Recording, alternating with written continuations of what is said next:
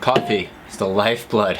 It's my afternoon coffee too, my second cup for the day, because I gotta get amped up. Gotta get amped up for my second run. I double most days, and that's kind of what I have to do when I run high mileage. But it's also strategic. It boosts your metabolism. It's not very time efficient for most of you, so realize that. And of course, in our more advanced stage running training plans, when you hit really high mileage, like over 70 miles a week, or what is that in kilometers? Gosh, 120 K a week, maybe. I'll put that in kilometers there.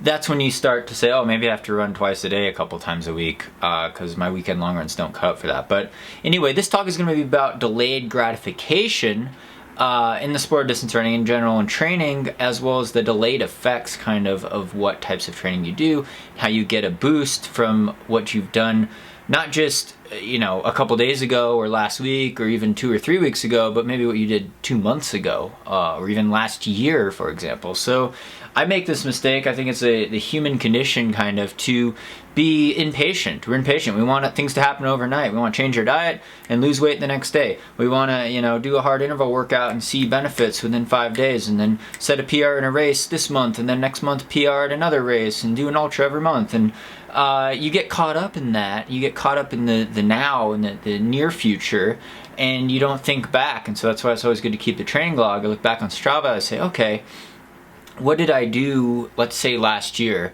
that led to some successes? I kind of wasn't happy with how my season went. I'm usually not very happy with how my running seasons go, and I usually don't feel real great or real super confident in training. Part of that's because I set myself to a very high standard, and I want to be, I want to improve a lot, and I've raced 15 marathons. It's hard to PR in the marathon after you've done so many sometimes, but I digress there. Anyway, last year I was in really good shape before the Boston Marathon. We all know what happened at Boston, but before that I had one of my best races of the year. I was the most fit last year in about April when I won the Shamrock Run 15K in Portland, Oregon. It was actually my road 15K PR. I beat my Boilermaker 15K PR, and I was really happy and proud of how that went. And I look back and that, why was I in such good shape? Why could I run low 5-minute mile pace or 3:07 pace on this hilly 15K course?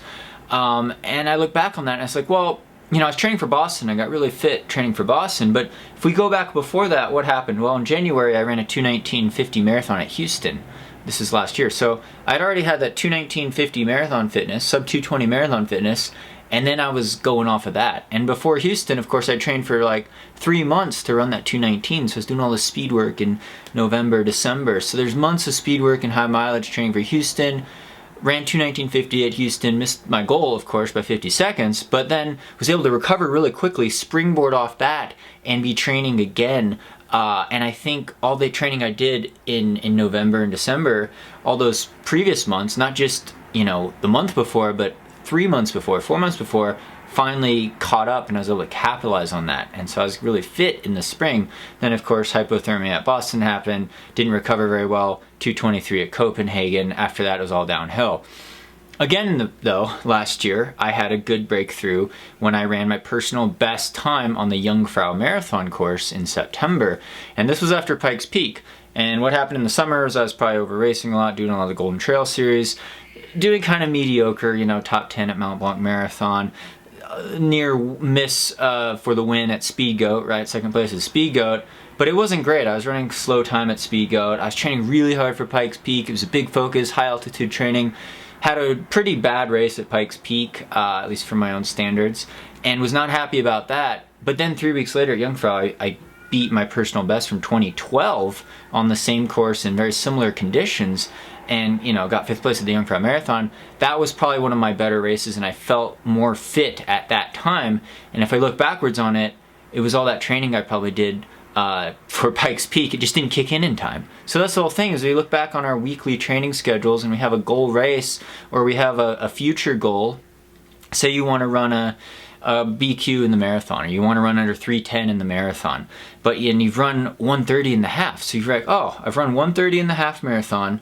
Jack Daniels tables say this, or this equivalency chart says I could run under 3:10, right? I could put 2 1:35s back to back. Well, maybe you can. It might take you a long time to do that, and you may never do that, but you could keep trying, and you could definitely do it. It just, the payoff isn't instantaneous. When you run that 1:30 in the half, it doesn't necessarily mean you're going to instantly be able to put together two 1:35s back to back and run a 3:10 full marathon. That's actually pretty hard to do. You might need a whole year of buildup of higher consistent mileage and more stamina and more endurance to pull that speed out and to get that conversion time down. So the whole thing of the marathon is like, you know, how close can I get to my half marathon pace and carry that over for twice the distance? Same thing applies to ultra marathons, moving up from, you know, 50K to 100K, and that would be on a flat course. So we have to be patient in our training. We have to realize and look back on our past training logs and realize, you know, changes don't happen overnight. And, you know, part of the thing with a lot of running injuries, especially overuse injuries, is people are in a rush. You're in a rush, you just ran a marathon, maybe had a bad race, you want to jump back into it real quickly, and you get you know, tendonitis, you get a stress fracture, you up your mileage too quickly, start adding in speed work and increase your mileage week after week. In a couple weeks you're jumping up your mileage over 10%, and the impact force, your body can't handle it. So slow changes in training over time and consistency in training over time leads you to hopefully stay healthy, which is number one, but also to be put in consistent high volume and build that aerobic engine and that stamina, and then worry about, you know, your running form, your muscle power, and the speed workouts that you could really capitalize to increase your efficiency, so you could run at faster paces at the same relative effort, same heart rate, same lactate levels, things like that. But it takes time. It takes time. I should have known this in college. I don't know why. I'm not a newbie runner. This is a newbie mistake. But you know, in college, I used to put in a base before cross country season of 12 weeks in a row over 100 miles a week, 160K a week, and that was training for an 8K cross country in college. And I was doing track workouts all summer, getting the leg turnover up, and I realized that now going into like trying to get an OTQ in the marathon and my failures is that, you know, it takes time. It takes a long buildup. I look at the calendar. I think part of it's the ultra running mindset. You get a little crazy sometimes. You're like, I could do an ultra every month, but you know, I lay out the marathon training block and say, hey, I don't just need 12-week block, I need a 20-week block, right? And maybe before that I need a whole half marathon 10K speed block to get my speed up. For most people, you know, I don't always recommend that. I think you need to get your stamina and base up. But for me, being such a long time runner and having this big aerobic base and training high mileage for you know, 2 decades now, relatively high mileage, for me it's sometimes touching back on that 10K speed, especially coming down from ultras and racing marathons. But the good news is on this, and there's good news, is I'm starting to feel really good in my training. I'll do a weekly recap training vlog of this week. I'm finishing up a 120-mile training week. I got to put in a couple 20-mile days here, 32K a day to top this 120-mile training week off. I believe that's 195 kilometers. Got to go out for my evening run now. Put in a really good long run a couple days ago, and I'm feeling really strong. And that's why I made this video, basically, is it dawned on me, what did I change? Am I eating more protein in my vegan diet? I don't think that's it. I think I'm starting to finally realize the benefits of all this training I did before Rotterdam, right? I didn't realize great fitness on Rotterdam Marathon race day 3 weeks ago, but all the 10 weeks, 12 weeks, 15 weeks leading into Rotterdam, some of those workouts are finally starting to kick in now, and it seems to be this delayed effect of, you know, 8 weeks, 6 weeks ago, 10 weeks ago, I finally had some, you know, higher mileage weeks. I put in some quality long runs. Now when I'm training for comrades, I could capitalize on all those fitness gains that I had from 2 months ago training for Rotterdam. So it took some, you know, rough racing at Rotterdam. It took some a recovery week after Rotterdam, but now I'm building up and I do feel stronger and I do feel better. And I'm just thinking back of, you know, what did I do 3 months ago? What did I do 4 months ago? So that's the kind of mindset you have to be in your training. You got to think patiently, you got to think big picture, you got to think long term, and realize that there is a lot of residual cumulative fitness that could build up. You want to be consistent over the course of very long periods of time. You're thinking in weeks at a time, months at a time, even years at a time, and that it's a very tough, demanding sport, right? You're trying to stay healthy, you could get injured, you could overtrain.